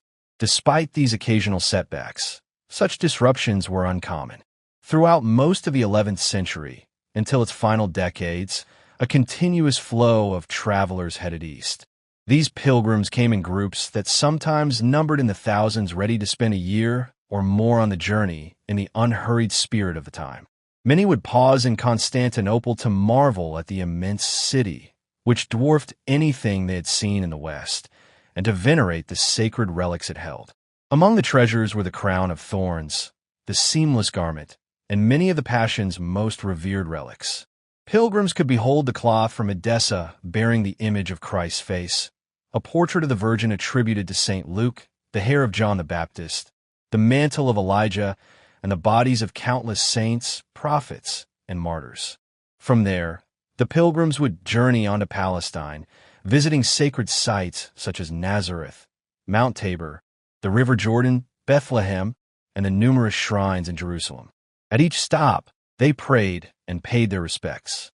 Afterward, they undertook the long return trip, spiritually uplifted and transformed. Upon arriving home, they were honored by their communities as pilgrims of Christ who had completed the holiest of voyages. However, the pilgrimage experience relied on 2 essential conditions. First, there needed to be peace and stability in Palestine to ensure the safety of unarmed travelers. Second, the route to the Holy Land had to remain accessible and affordable. These requirements depended on 2 major factors: good governance and order in the Muslim world, and the continued prosperity and goodwill of the Byzantine Empire. By the middle of the 11th century, the Eastern Mediterranean enjoyed a period of apparent stability that seemed likely to endure. The 2 dominant powers in the region maintained cordial relations. Neither pursued expansionist aims, and both were keen to restrain the Muslim states further east, where Turkish adventurers were beginning to cause unrest. However, These disturbances had yet to cause real concern in either Constantinople or Cairo. The Fatimids maintained a friendly stance toward Christians. Since the death of Caliph Hakim, persecution had ceased, and Egyptian ports had been opened to merchants from Byzantium and Italy. Both traders and pilgrims benefited from this hospitable environment. This peaceful state was underpinned by the strength of the Byzantine Empire. A succession of formidable military emperors had expanded its reach from the shores of the Lebanon to the banks of the Danube, and from Naples to the Caspian Sea. Despite occasional corruption and sporadic unrest, the empire was administered more efficiently than any other kingdom of its time. Constantinople had reached an unparalleled level of prosperity. It was the world's leading center of commerce and finance. Merchants from Italy, Germany, Russia, Egypt, and the East converged upon the city to purchase its fine manufactured goods and to barter their own more rustic products. The sheer scale and liveliness of the city left visitors awestruck. Even though the imperial court was currently overseen by two eccentric elderly princesses, it remained, to outside observers, the very heart of the universe.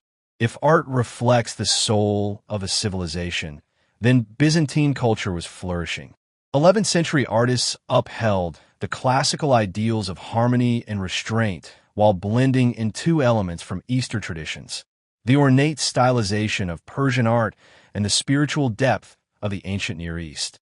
Whether in small ivory carvings, vast mosaic compositions, or rural churches like those at Daphne or Hosios Lukis in Greece, the art of this era demonstrated a masterful fusion of diverse influences into a unified whole. The literature of the period, though somewhat constrained by the enduring influence of classical models, was remarkably varied and of high quality. Among the preserved works are the refined history of John Diaconus, the lyrical poetry of Christopher of Mytilene, the sweeping folk epic of Digenis Acritas, the pragmatic sayings of the soldier Secominus, and the sharp, satirical memoirs of Michael Sellis. The mood of the era evoked something of the self-confidence of the 18th century, though it was tinged with a spiritual detachment and a lingering pessimism that Byzantium could never fully shake. The Greek character was intricate and elusive, far more complex than the idealized portrayals offered by popular interpreters of the 5th century BC. The Byzantine Greek, shaped further by the influence of Eastern ancestry, exhibited even greater contradictions. He was remarkably pragmatic, adept in commerce, and drawn to worldly honors. Yet he was equally inclined to abandon secular life in pursuit of monastic solitude. He held a deep belief in the divine mission of the empire and the sacred authority of the emperor, while at the same time displaying a fiercely independent spirit, quick to challenge a government that displeased him.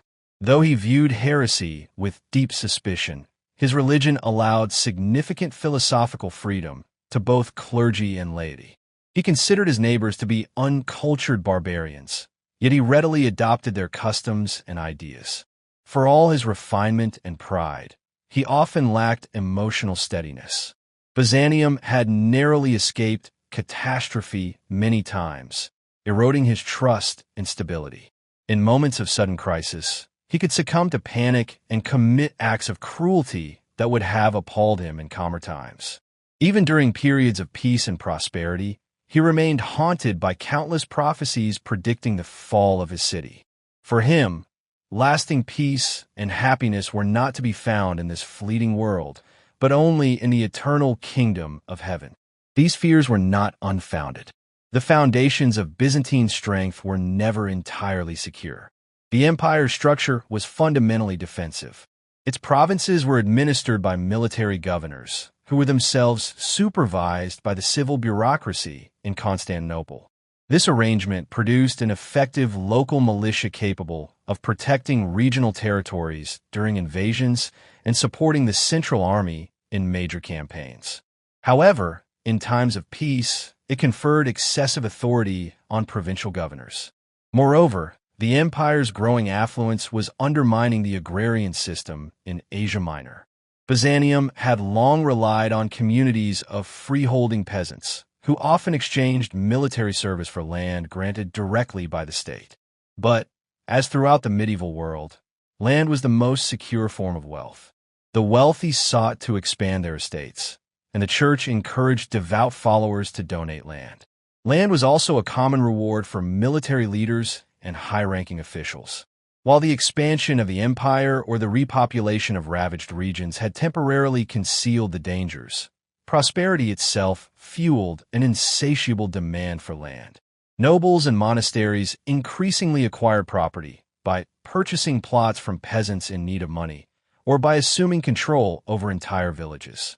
More prudent emperors attempted to curb this trend, knowing that large landowners often prioritized profits from sheep farming over crop cultivation, and that the loss of peasant soldiers' land to aristocrats weakened the state's military capacity while enabling magnates to raise their own private forces.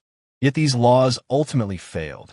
By the 10th century, a powerful, land-owning hereditary aristocracy had taken shape in Byzantium, with enough influence and wealth to challenge imperial authority. Emperor Basil II, one of the most formidable rulers of the Macedonian dynasty, faced and overcame a rebellion by this aristocracy early in his reign. His victory secured his prestige, which endured until the dynasty's end in 1056, upon the death of his niece, Empress Theodora. Had the Macedonian line produced male heirs, it is likely the imperial throne would have passed through hereditary succession, giving the state a stronger mechanism for containing aristocratic power.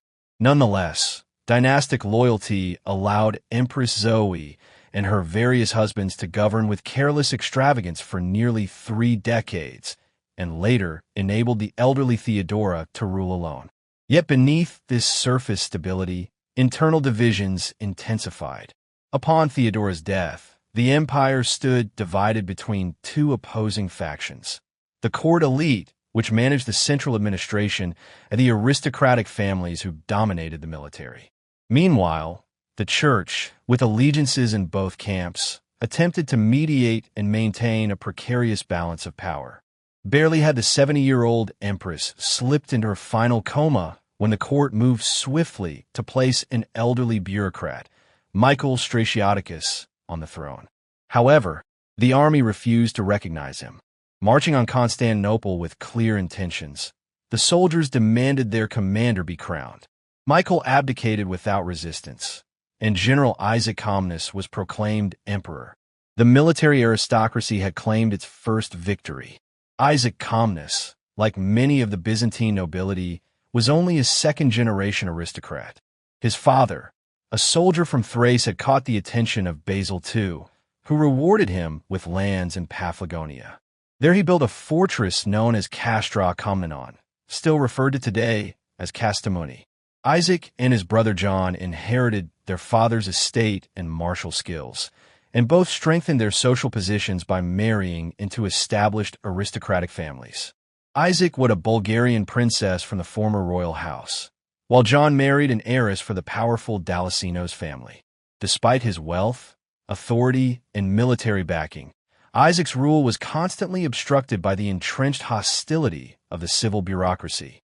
After 2 years of mounting frustration, he renounced power and entered a monastery. With no son to inherit the throne, he named Constantine Ducas as his successor. Constantine Ducas came from one of the oldest and wealthiest aristocratic families in Byzantium. However, his rise to prominence had occurred within the imperial court rather than on the battlefield. Isaac had hoped that Constantine would bridge the divide between the military and the bureaucracy. Yet Constantine quickly revealed his preference for the latter. Confronted with an empty treasury and a politically dominant army, he chose to reduce the size of the armed forces. While this may have been reasonable as a domestic policy, it was dangerously short-sighted in a realm where military strength was essential. At no point in Byzantine history could a weakening of the empire's defense be considered safe. Trouble was brewing in the east, while conflict in the west had already erupted. For years, southern Italy had been a region of instability and confusion.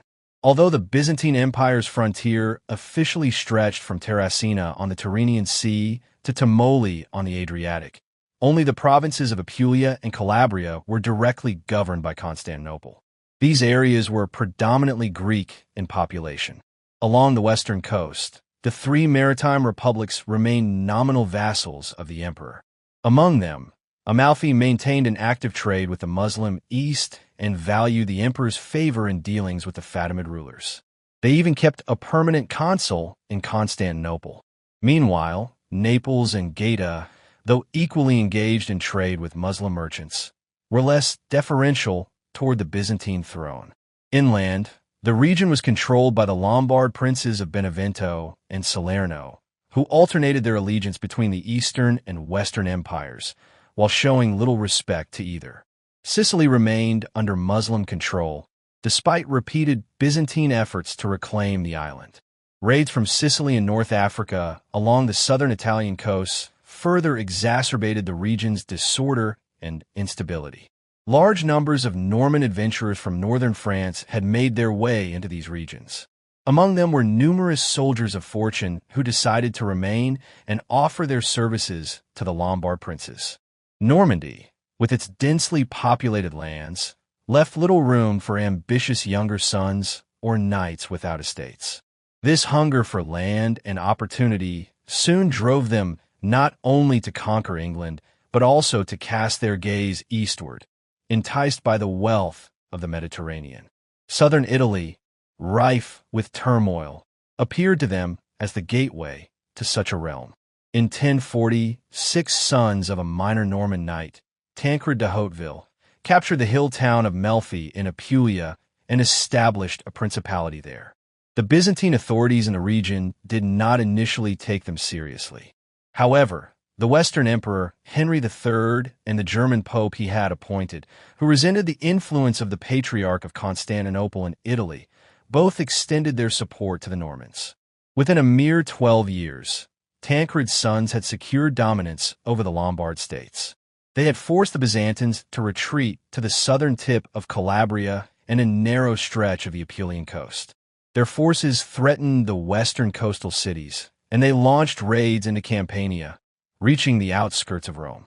Alarmed by these developments, the Byzantine government recalled the governor of Apulia, Marianus Argerus, for consultation and sent him back with broader authority to restore order.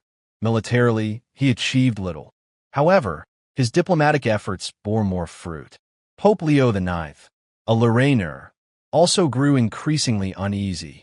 The Normans' advances had far exceeded what he and Henry III had anticipated. Although Henry was then engaged in a campaign against Hungary, he dispatched reinforcements to support the Pope. In the summer of 1053, Leo set out with a combined force of Germans and Italians, declaring it a holy war. A contingent of Byzantine troops was expected to join him, but before their arrival, the Normans launched a surprise attack near the small Apulian town of Civitate. Leo's army was decisively defeated, and he himself was taken captive. In order to secure his release, he was forced to abandon his entire strategy. This marked the last major effort to restrain the sons of Tancred. Henry III died in 1056, leaving the throne to his young son, Henry IV. The regency, held by Agnes of Poitou, was preoccupied with affairs in Germany and paid little attention to the south. The papacy chose to adopt a pragmatic approach. In 1059, at the Council of Melfi, Pope Nicholas II formally acknowledged Robert Guiscard as Duke of Apulia and Calabria by the grace of God and St. Peter, and with their help, of Sicily. Rome viewed this title as implying vassalage to the papacy, though Robert did not share that interpretation. This recognition allowed the Normans to complete their conquest with relative ease. The coastal city-states quickly submitted, and by 1060, the Byzantines retained only their stronghold at Bari on the Adriatic coast. Meanwhile, Robert's younger brother, Roger, had begun the gradual but effective campaign to wrest Sicily from Arab control. As long as Bari remained under Byzantine control, it served as a barrier to further Norman expansion eastward. However, the political instability in Italy soon gave rise to religious tensions as well. The arrival of Latin conquerors in southern Italy reignited the issue of the Greek Church's presence in the region and revived the long-standing dispute between Constantinople and Rome regarding ecclesiastical authority. Reform efforts in Rome had strengthened the papacy's resolve to make no concessions on matters of doctrine or jurisdiction. Meanwhile, the patriarchal throne in Constantinople was held by Michael Cerularius, one of the most assertive and ambitious leaders the Greek Church had ever seen. The unfortunate events surrounding the mission of Pope Leo IX's legates to Constantinople in 1054 must be viewed within the broader context of ongoing tensions between the Eastern and Western churches. Their visit ended in mutual excommunications, despite the emperor's efforts to broker a settlement. This effectively prevented any meaningful collaboration between Rome and Constantinople regarding the immediate challenges in Italy. Still, it did not mark the definitive schism that later historians would attribute to it. Although diplomatic ties between the imperial courts were strained, they were not severed. Cerularius's power soon waned. After being rebuffed by Empress Theodora and later removed from office by Emperor Isaac, he died in exile, stripped of influence. Yet in time his legacy endured. Later generations in Byzantium came to regard him as a defender of their ecclesiastical and national autonomy. Even during a period of renewed correspondence and goodwill between the emperor and the pope, his memory was honored. His niece, Empress Eudocia Macrimbolatissa, successfully promoted his canonization. According to contemporary Byzantine chroniclers, the dispute received little attention from the empire's rulers. In their view, the challenges coming from the east far outweighed the troubles in the west. The weakening of the Abbasid Caliphate did not entirely work in Byzantium's favor. As Iraq fell into deeper poverty, global trade routes began to shift. Merchants from the far east no longer brought their goods to the bustling markets of Baghdad. Instead, traders started preferring the Red Sea route, bringing their merchandise to Egypt, from where Italian merchant vessels carried it onward to Europe. As a result, Byzantium no longer stood at the crossroads of east-west commerce. In addition, disorder in the outer regions of the Abbasid Empire led to the decline of the ancient caravan route stretching from China through Turkestan and northern Persia to Armenia and the port city of Trebizond.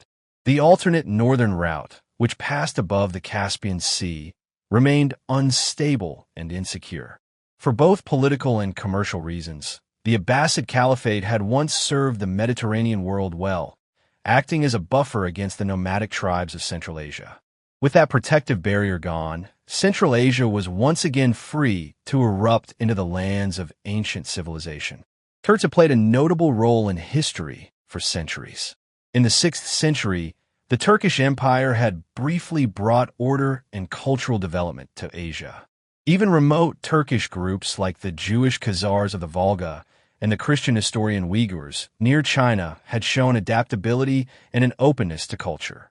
But within Turkestan itself, there had been little progress since the 7th century. Though a few cities sprang up along the trade routes, most of the Turkoman population remained pastoral and semi-nomadic. Their increasing numbers pushed them to seek new territories beyond their homeland. By the 10th century, Turkestan was under the rule of the Persian Samanid dynasty, best remembered for converting many Central Asian Turks to Islam. This religious shift redirected Turkish ambitions towards Southwest Asia and the Eastern Mediterranean. The Samanids were eventually overthrown by Mahmud of Ghazni, the first major Turkish Muslim ruler. In the early 11th century, he built a powerful empire that stretched from Isfahan through Bokhara to Lahore. At the same time, Turkish mercenaries were making their way across the Islamic world, in much the same way that Normans were infiltrating Christian Europe. Turkish military units served the Caliph in Baghdad, as well as various other Muslim leaders. Among Mahmud's subjects was a tribe of Guz Turks from the Aral region known as the Seljuks, named after a semi-legendary ancestor. These Seljuk princes were a band of ambitious rivals, working together to promote their family's influence. But unlike the Normans, who were relatively few in number, the Seljuks could call on vast, roaming Turkoman tribes for reinforcements. After Mahmud's death in 1030, the Seljuks rebelled against the Ghaznavids. By 1040, they had forced their former rulers to retreat to their holdings in India. In 1050, Tughril Bey, the senior Seljuk leader, captured Isfahan, and made it the capital of a new realm that encompassed Persia and Khorasan. His brothers and cousins spread out to the north, forming a loose federation that accepted his authority while conducting raids into neighboring lands. In 1055, responding to a request from the Abbasid Caliph Tughril, marched into Baghdad. He arrived as the defender of Sunni Islam and was proclaimed sovereign over both East and West. From that point onward, he wielded supreme temporal power across all the territories that recognized the spiritual authority of the caliph. Turkish incursions into Armenia had begun as early as the reign of Basil II, during a time when the Seljuks were still under the authority of the Ghaznavids. To defend his empire from these threats, Basil initiated a strategy of gradually annexing Armenian territory. After the Seljuks gained control of Persia, the frequency of their raids increased. Tughril Bey personally led just one such expedition in 1054, during which he laid waste to the region around Lake Van, but failed to capture the fortress at Manzikert. Most raids were led by his relatives, Asin and Ibrahim Ainul. In 1047, they suffered a defeat at the hands of the Byzantines near Erzurum, after which they shifted focus to attacking the empire's Georgian allies. In 1052, Kars was plundered. In 1056 and 1057, Armenian lands were struck again. Melitene fell in 1057, and by 1059, Turkish forces had penetrated deep into imperial territory, reaching as far as Sebastia. Tughril Bey died in 1063, having shown little personal concern for his empire's northwestern frontier. However, his nephew and successor, Alp Arslan, wary of a potential alliance between the Byzantines and the Fatimids, sought to neutralize the Byzantine threat by conquering Armenia before turning his attention to the Fatimids. The raids intensified. In 1064, the ancient Armenian capital of Ani was razed, and the Prince of Kars surrendered his lands to the emperor in exchange for estates in the Taurus Mountains. Many Armenians followed him into imperial territory. From 1065 onward, the strategic fortress city of Edessa came under repeated annual attacks. However, the Turks still lacked proficiency in siege warfare. In 1066, they seized control of the Amanus mountain passes and, the following spring, pillaged Caesarea, the major city of Cappadocia. That winter, Byzantine forces were defeated at both Melitene and Sebastia, losses that effectively handed the Turks control over Armenia. In the subsequent years, they raided extensively into Byzantine territory. Faced with a rapidly deteriorating situation, the imperial government was compelled to act. Constantine X, whose policy of weakening the military had greatly contributed to the crisis, had died in 1067, leaving his young son, Michael VII, under the regency of his mother, Empress Eudocia. In the following year, Eudocia married the army's commander-in-chief, Romanus Diogenes, elevating him to the imperial throne. Romanus was a capable soldier and a committed patriot, but the enormity of the task required extraordinary talent. He recognized that the empire's survival depended on reclaiming Armenia. Yet the Byzantine military no longer resembled the formidable force it had once been. Provincial units were insufficient even for local defense and could not be spared for an imperial campaign. The aristocracy, from whom troops might have been raised, remained aloof and distrustful. The elite cavalry, which had once numbered 60,000 and guarded the Syrian frontier, had been disbanded. The imperial guard, composed of elite Anatolian troops, had greatly declined in numbers and effectiveness. The army now consisted largely of foreign mercenaries, Norsemen from the Varangian Guard, Normans and Franks from Western Europe, Slavs from the north, and Turkic warriors from the southern Russian steppes, including Pecheneg, Cumans, and Guz Turks. From this disparate mix, Romanus assembled an army of nearly 100,000 men. Perhaps half were native Byzantines, but few were professional soldiers, and even fewer were properly equipped. Among the mercenaries, the Cumans formed the largest contingent. The elite forces were the heavy cavalry units made up of Franks and Normans, commanded by the Norman Roussel of Balliol. Previous commanders, such as Hervé and Crispin, had been dismissed for outright treason, and the troops insisted on being led by one of their own. The main Byzantine commander under Romanus was Andronicus Ducas, a nephew of the late emperor and a staunch opponent of Romanus. The emperor, wary of his enmity, felt he could not leave him behind in Constantinople. With this large but unreliable force, Romanus embarked on a campaign to reclaim Armenia in the spring of 1071. Just as he was departing the capital, word arrived from Italy. Bari had fallen to the Normans. The chroniclers recount with sorrowful detail the emperor's march eastward along the main Byzantine military highway. His objective was to seize and fortify the Armenian strongholds before the Turkish forces could advance from the south. At the time, Alp Arslan was in Syria, near Aleppo, when news reached him of the Byzantine movement. Realizing the gravity of the situation, he rushed north to confront the emperor. Romanus entered Armenia by the southern branch of the upper Euphrates. Near the city of Manzikert, he divided his army. He proceeded to Manzikert himself, while dispatching the Frankish and Cuman contingents to capture the fortress of Aklat, located on the shores of Lake Van. Soon after reaching Manzikert, he learned that Alp Arslan was approaching. In response, he turned southwest in an effort to reunite his forces before the Turks could arrive. However, in a critical error, he failed to observe a fundamental rule of Byzantine military strategy. He did not send out scouts. On Friday, August 19th, while Romanus was camped in a valley along the road to Aklat awaiting the return of his mercenaries, Alp Arslan launched a surprise attack. The mercenaries never came to his aid. The Cumans, who shared ethnic ties with the Turks and were dissatisfied over unpaid wages, had defected the night before to join Alp Arslan. Meanwhile, Roussel and his Franks chose to abstain from the battle altogether. The outcome was quickly determined. Romanus fought with courage, but Andronicus Ducas withdrew the reserve troops under his command and began a retreat westward, abandoning the emperor. By nightfall, the Byzantine army was annihilated, and Romanus was wounded and taken prisoner.